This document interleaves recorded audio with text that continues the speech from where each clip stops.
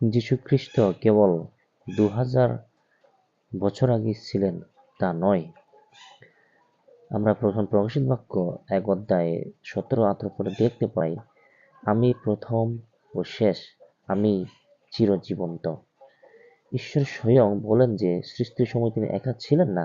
সাধারণত আমি শব্দটি এক বচনে ব্যবহৃত হয়ে থাকে এবং বহু বচনে আমরা ব্যবহৃত হই। যখন কেউ বলেন আমরা এই কাজ করেছি, তখন তার অর্থ এই যে সেখানে একের অধিক ব্যক্তি ছিলেন। ঈশ্বর বলেন, আমরা আমাদের মতো করি এবং আমাদের সঙ্গে মিল রেখে এখন মানুষ তৈরি করি। আদি পুস্তক তার 1 অধ্যায় 26 পরে দেখতে পাই। আরো দেখতে পাই, আমরা একটু গভীরভাবে চিন্তা করলে বুঝতে পারবো, ঈশ্বর যখন পৃথিবীর সৃষ্টি করেন তখন খ্রিস্ট বর্তমান ছিলেন। তিনি যখন মহাকাশ স্থাপন করছিলেন তখন আমি সেখানে ছিলাম। তিনি যখন সাগরের উপরে চারিদিকে সীমানা ঠিক করেছিলেন তখন আমি সেখানেই ছিলাম।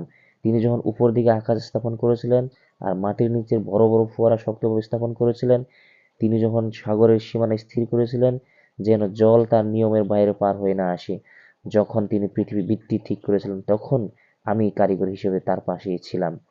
দিনের পর দিন আমি খুশিতে পূর্ণ হয়ে তার সামনে সবসময় আনন্দ করতাম, তার পৃথিবী নিয়ে আনন্দ করতাম আর মানুষকে নিয়ে খুশিতে পূর্ণ ছিলাম।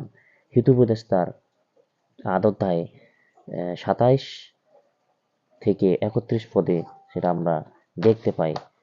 সুতরাং আমরা দেখি আসলে সেই যুগের সেই শুরুতেই, পৃথিবীর শুরু থেকেই যীশু খ্রিস্ট ছিলেন এবং তিনি এখনো আছেন এবং থাকবেন চিরকাল, এবং ঈশ্বরের বাক্য কখনো শেষ হয় না, অনন্তকালীন।